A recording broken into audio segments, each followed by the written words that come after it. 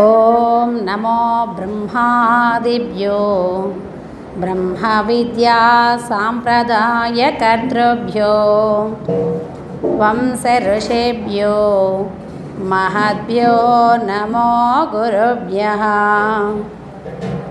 ఓం గురుర్బ్రహ్మా గురుర్విష్ణు గురుర్దేవో మహేశ్వరః గురుర్సాక్షాత్ పరబ్రహ్మ తస్మై శ్రీ గురవే నమః.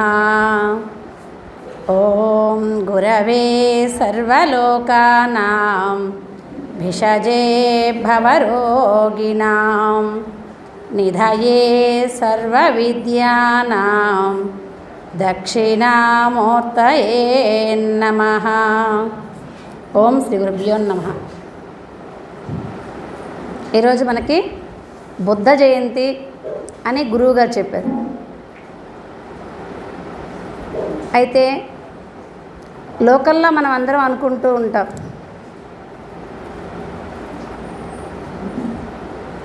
గురువుని సేవించడం వల్ల ఏమి లభిస్తుంది లాభం. అసలు చాలామంది అడుగుతారు అన్నమాట, మీ గురువుగారు చేతులు చూస్తారా? ముందు ఇలా ఇది ఎక్కువైపోయింది కదా, ముందు చేతులు చూస్తారా? మా ఫ్రెండ్ ఒక అడుగుతారంట, మీ గురువుగారు చేతులు చూస్తారని. ఆ మాట అంటే ముందు మమ్మల్ని కొడతారు, మా గురువుగారు మాత్రం చూడడం చెప్పేది. ఎందుకంటే ఎమ్మటే కలిసి రావాలి అని చెప్పేసి. అది ఏ లాభం వల్ల లోకంలో బాగుపడతామనేటువంటి విషయాన్ని తెలుసుకునేటువంటి వాళ్ళు చాలా తక్కువ మంది అసలు ఉన్నారు. మనకి భగవద్గీతలో చెప్తాడు, మనుష్యానాం సహస్రేషు కచ్చిత్ యతతి సిద్ధయే యతతామపి సిద్ధానాం కచ్చిన్మాం వేత్తి తత్వతః. మనుష్యానాం సహస్రేషు కచ్చిత్ యతతి సిద్ధయే.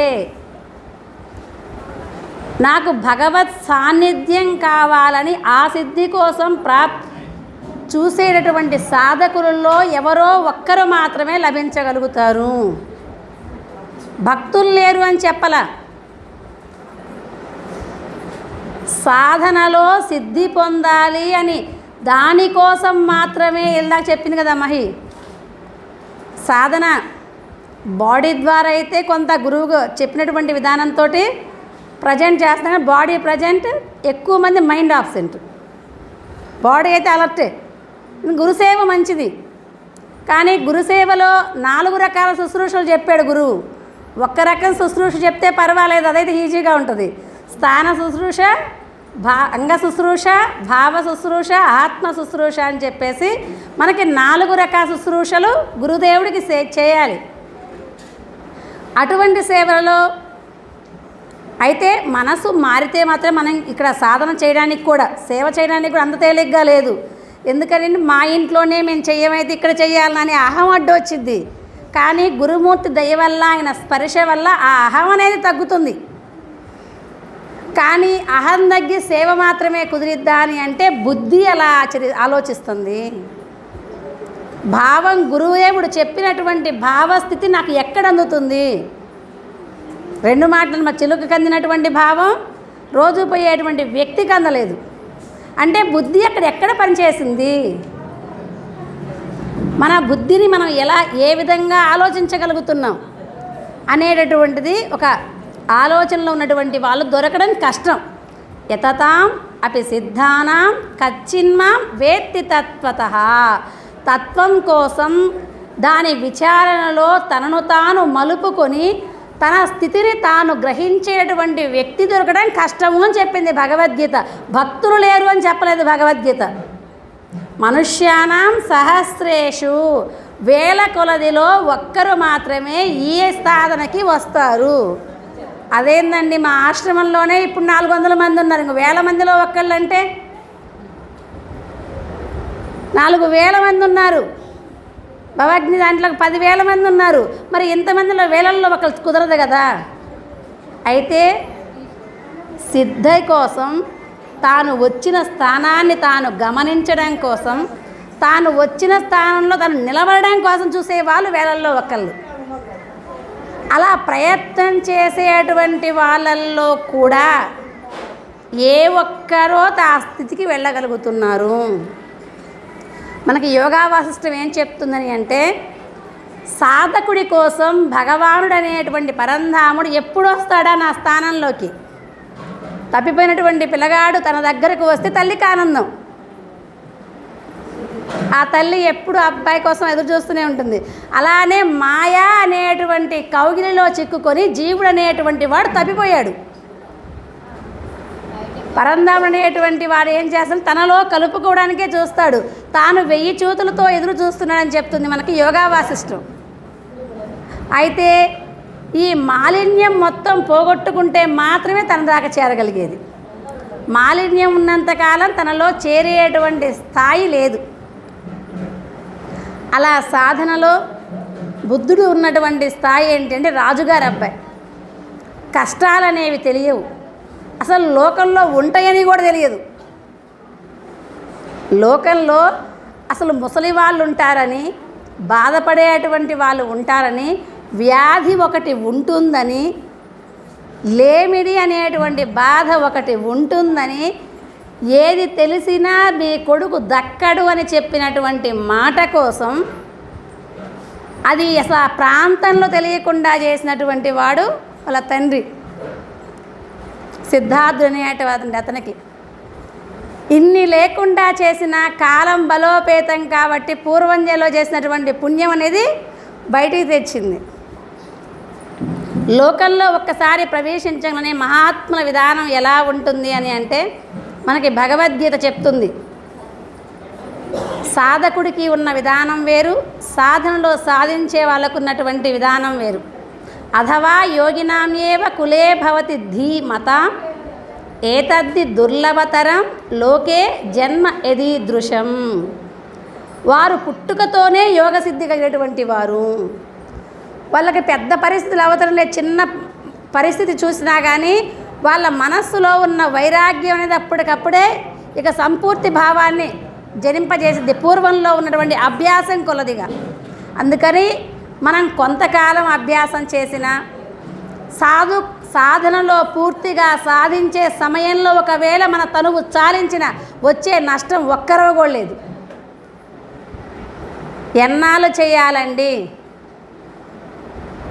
శ్వాస ఎన్నాళ్ళైతే మన దేహానికి అవసరమో, ఆహారమైనా కొంతకాలం లేకపోయినా శరీరం ఉంటుంది, కానీ శ్వాస లేకపోతే ఒక్క క్షణం కూడా ఉండలేదు. శ్వాస ఎంతవరకు మనకు అవసరమో అంతవరకు పరమాత్మ నామ స్మరణలో మనసు నిలవడం అవసరం. స్మరణ చేయడం, మనం స్మరణ చేస్తూ కూడా వేరే ఆలోచనలు సాగుతూ ఉంటాయి. అందుకని పాట పాడేటప్పుడు ఆ పాటని మర్చిపోయి కాసేపు ఆగిపోతాం. గుర్తు రాలేదు అంటే వేరే దాని మీద ఆలోచన ఉంది అని. మనసు ఎంతసేపు అయితే నిలుస్తుందో అప్పుడు మాత్రమే ఈ యోగ సిద్ధికి అతీతమైనటువంటి అవకాశం లభించింది. అలాంటి బుద్ధుడు బయటికి వచ్చిన తరువాత లోకాన్ని ఉన్నటువంటి విశేషాన్ని చూసిన తరువాత ఒక్కసారిగా వచ్చింది వైరాగ్యం. తాను సాధన చేస్తూ తాను సాధించడమే కాదు, లోకంలో మహాత్ములు మొత్తం ఏం చెప్పారంటే, బుద్ధుడు చెప్పిన ఈ 3 మాటలు లోకానికి అవే ఆదర్శమయ్యాయి. సంఘం శరణం గచ్చామి, ధర్మం శరణం గచ్చామి, బుద్ధం శరణం గచ్చామి. మొదటగా సంఘం శరణం గచ్చామి. 10 మంది సంఘం లేకుండా ఉండేటువంటి ఏ కార్యము ప్రకాశవంతం కాదు. 10 మంది సంఘం ఉన్నటువంటిదే సత్సంగము అని మనం చెప్తూ ఉంటాం. సత్ ప్లస్ సంఘం. ఆ ఉన్నటువంటి సంఘంలో నుంచే మనం నిస్సంగానికి వెళ్ళగలుగుతాం. అదే సత్సంగం. ఆ సత్సంగం అయితే నిస్సంగంలోకి ఎలా వెళ్ళగలుగుతాం? ఇక్కడ మాట్లాడుతూ ఉన్నా అక్కడ 4 మాట్లాడుతూ ఉన్నారు, అక్కడ గోల వస్తూ ఉంది. ఈ సంఘంలో మరి ఇది కుదిరిద్దా? నిస్సంగంకి వెళ్ళాలి. ఇక్కడ మనం మాట్లాడుతుంటే ఆ మాట అర్థం కాకపోవచ్చు, ఒకవేళ వాళ్ళ పని అర్జెంటు కావచ్చు. 2 రకాలు. ఆ 2 రకాల్లో పక్కన వాళ్ళు మాట్లాడుతూ ఉన్నారు. ఇప్పుడు నిస్సంగంగా కూర్చోవాలంటే కుదిరిద్దా? కుదరదు. మరి ఏ సత్సంగం ద్వారా నిస్సంగం వచ్చిందని మనకు భజగోవిందం శ్లోకాల్లో శంకరాచార్యుల వారు చెప్పారు.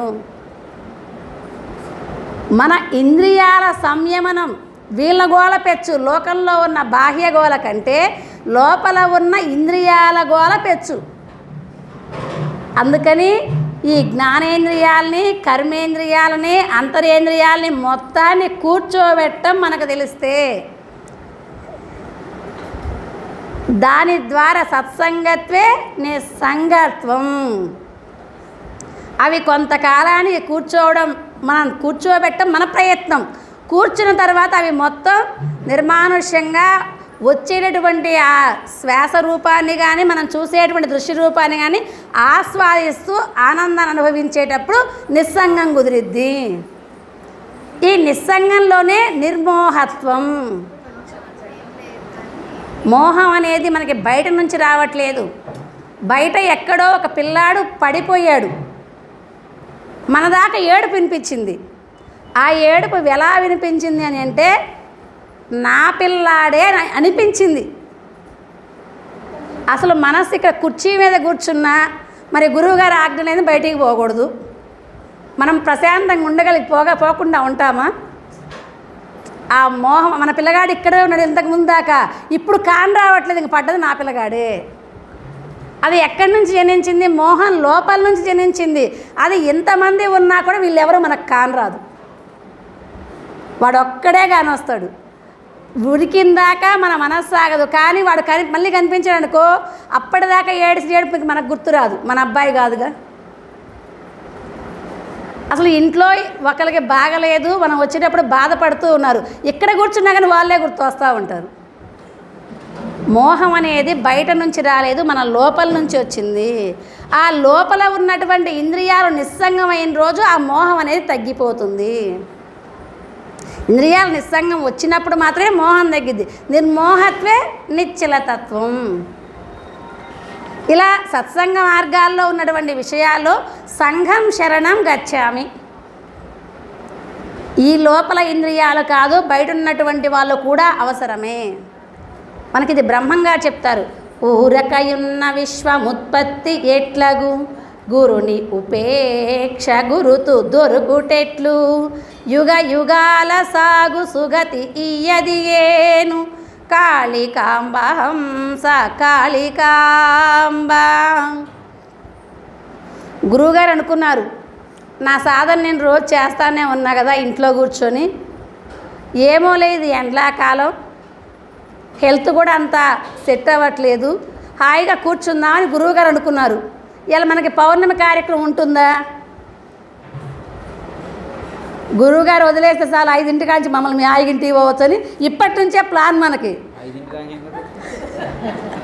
తప్పక గురువుగారు, ఎందుకంటే ఏ రోజు మీరు డిస్పాచ్ చేస్తే మరి 5 కదా, 5 ఒక సమయం అనమాట. 5 దాడుతుంటే 4:30 కానించి చూపులు మలుతాయి. 5 దాటితే గురువుగారు ఎప్పుడు.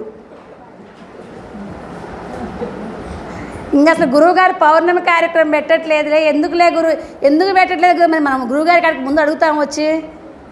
పెట్టకపోతే చాలు గురువుగారు, మేము కూడా హాయిగా పండుకుంటాం, ఫ్యాన్లు ఉన్నాయి కదా మనకి. అంటే మన వాళ్ళందరూ అది కాదులే, కానీ చాలా వరకు అంటారు. అందరూ అనరు కానీ కొంతమంది అంటారు. తెలియని వాళ్ళు మాత్రం, తెలిసిన వాళ్ళు అయితే అనరు. ఎందుకని? కాలచ్చ నారాయణ, నారాయణుడి కాలంలో నాకు ఈరోజు భాగం లేకుండా పోయిందని బాధపడేవారు భక్తులు. మన వాళ్ళందరికీ అలానే ఉంటుందిలేండి. టెన్షన్గా వస్తారు కదా ఖచ్చితంగా పౌర్ణమి కార్యక్రమం ముందే, అంటే మనకు ఆ భక్తి కుదిరినట్లే కదా. అందుకని మన వాళ్ళైతే అనరు అనుకుంటున్నాను నేనైతే. అనరు, అనేవాళ్ళైతే ఇంతసేపు కూర్చోరు.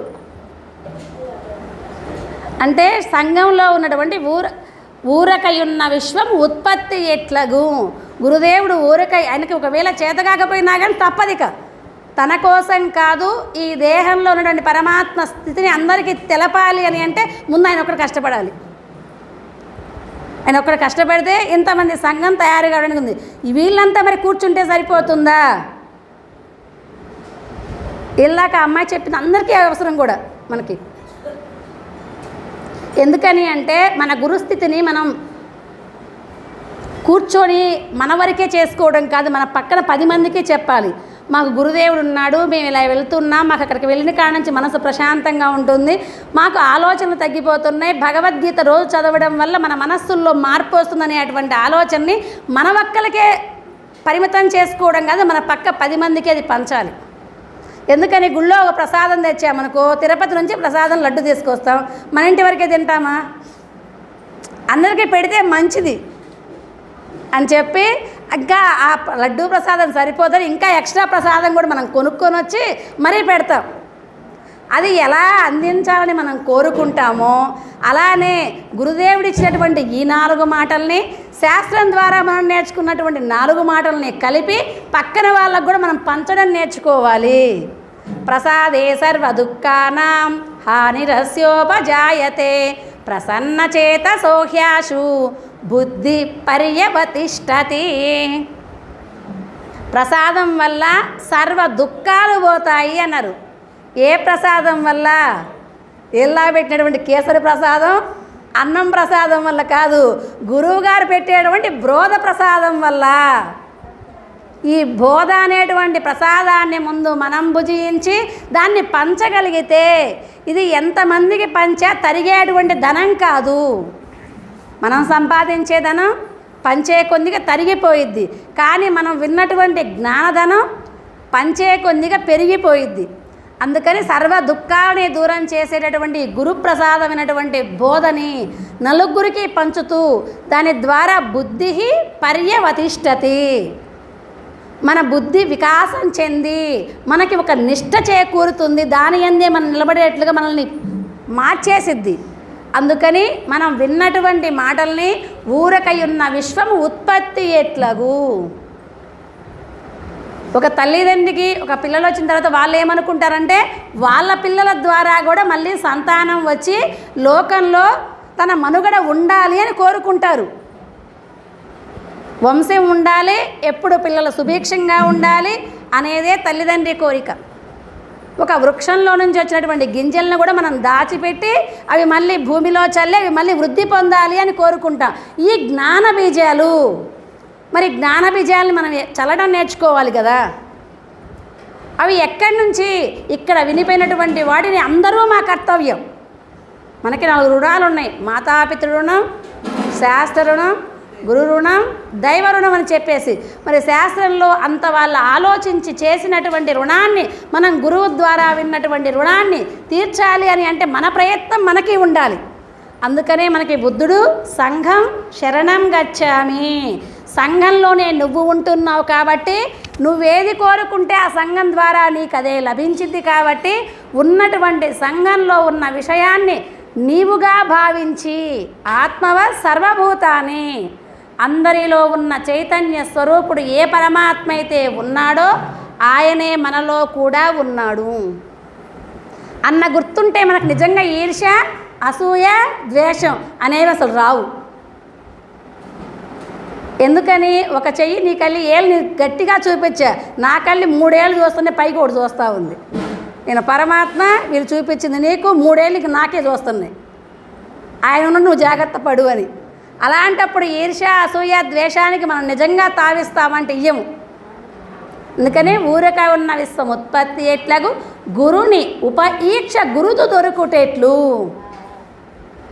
ఆయన సమీపంగా వెళ్ళేటటువంటి మన కోరిక, ఆ గురి మనకు ఎలా కుదిరిద్ది?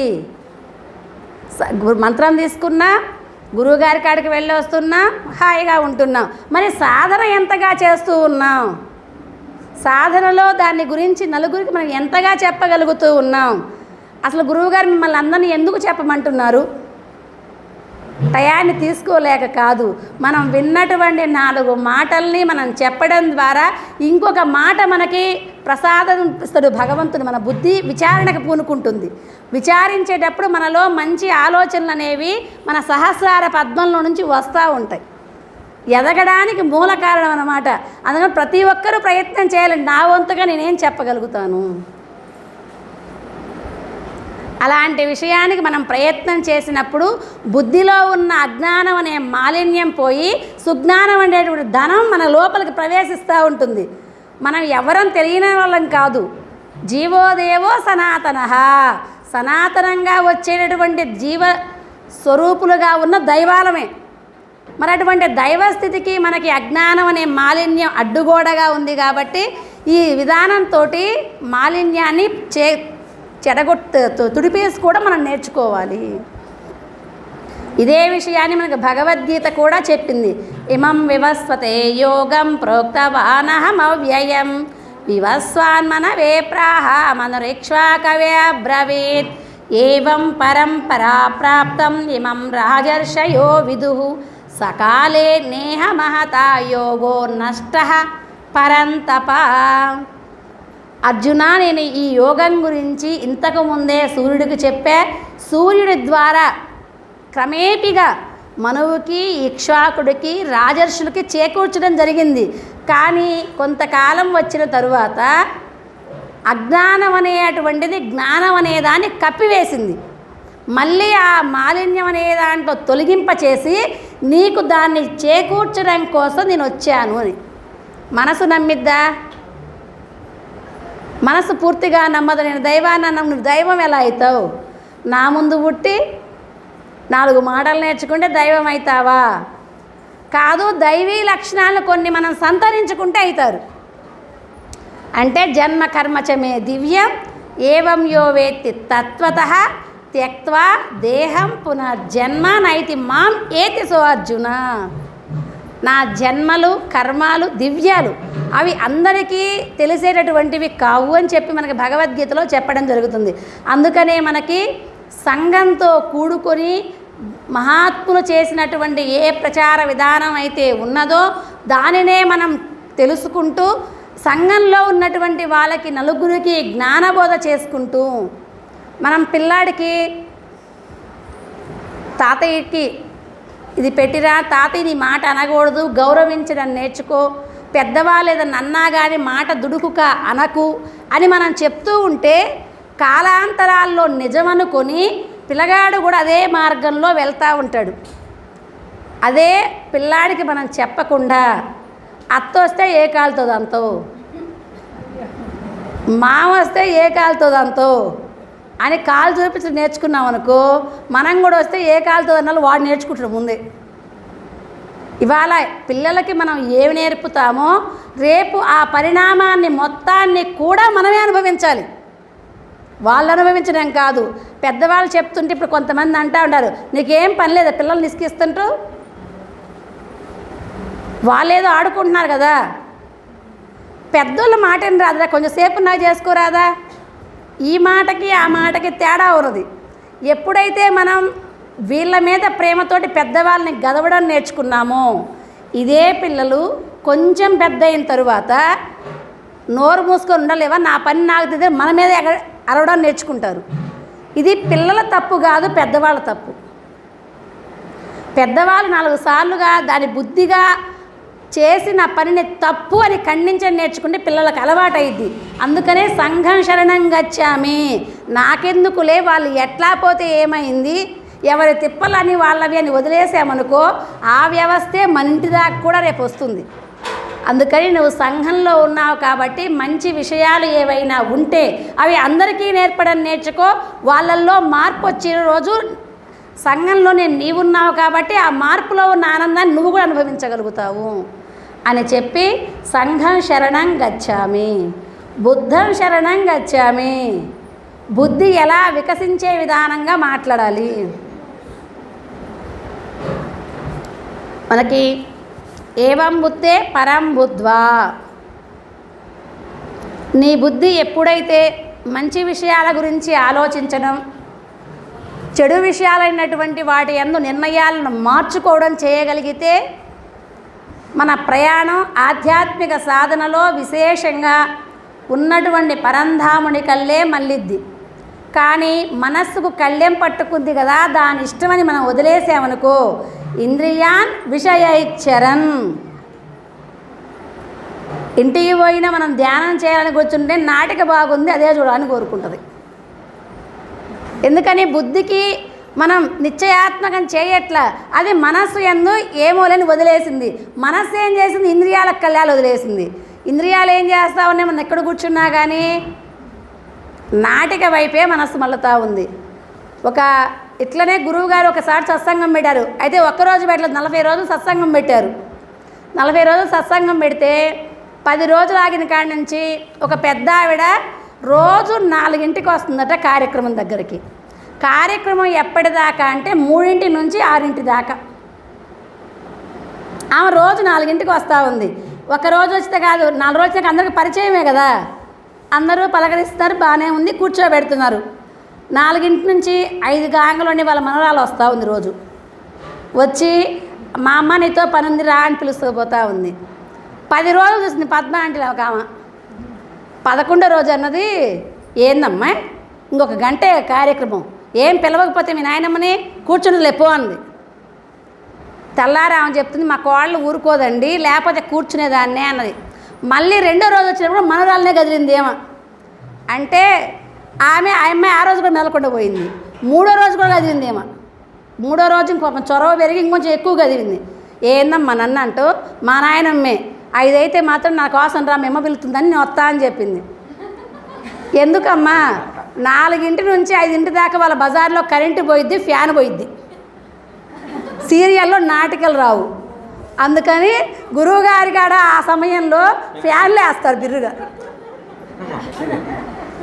ఆమె వచ్చి అచ్చం ఫ్యాన్ కాడే కూర్చుంటుంది.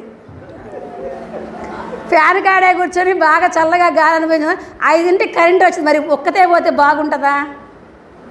అందుకని మనవరాలకు చెప్పింది, రోజు నన్ను పిలవకపోతే నేను తాడ తీస్తాను అని. సరే అని వచ్చి మనవరాలు పిలసకపోతా ఉంది. ఇలాంటి భక్తులు కొంతమంది ఉంటారనమాట. బుద్ధిని ఎంతవరకు పరిచేపిస్తున్నారు అని అంటే, వాళ్ళ బుద్ధి ఆలోచించేది ఎప్పుడు నాటికలే అని మనస్సు కోరుతూ ఉంటే దాని ఎందే వేస్తున్నారు. అలాంటి బుద్ధి పోయినటువంటి పరం దొరికిద్దా? వచ్చింది గురువుగారి దగ్గరకే, కూర్చుంది మాటలు వినడానికే, కానీ మనసులో ఆలోచన ఎక్కడుంది? ఫ్యాను, సుఖం. అందుకని బుద్ధిని ఇలా చేయకూడదు. ఈ బుద్ధి కుశలత చేత ఆత్మయోగము పొంది అని మనకు మానస బోధలో ఒకటి ఉంటుంది. బుద్ధి కుశలత చేత మాత్రమే మనం పరమాత్మని అందుకోగలుగుతాము. బుద్ధికి నిశ్చయాత్మక స్థితిని కుదిరేటువంటి స్థానంలో పరమాత్మ వైపు నిశ్చయమైనటువంటి బుద్ధి మాత్రమే మనల్ని పరంధాముల్లోకి చేర్చగలుగుతుంది. కాబట్టి ఇంద్రియాలని మనస్సుని నిశ్చయాత్మకం చేసేటువంటి స్థితికి మన సాధన పెరగాలి. అలాంటి లేనటువంటి సాధన మొత్తం కూడా పనికొచ్చేది కాదు. మన ఆలోచనలో ఎప్పుడూ మార్పులు వస్తూ ఉండాలి. ఆలోచన ఎలా ఉండాలి అంటే ప్రహ్లాదుడిలాగా ఉండాలి. ధ్రువుడే అనుకున్నాడు. ధ్రువుడు 7 నెలల పాటు తీవ్రమైనటువంటి తపస్సు చేసి నారాయణుడి దర్శనం తరువాత మనకి పెద్దలైనటువంటి వాళ్ళు అందరూ ఒక కోరికలని ఒక వలయం పెడతారు ప్రతి ఒక్కరికి. పరమాత్మ ఎదురుగానే మొదట ఏమడుగుతాడు? మీకేం కావాలో కోరుకోండి.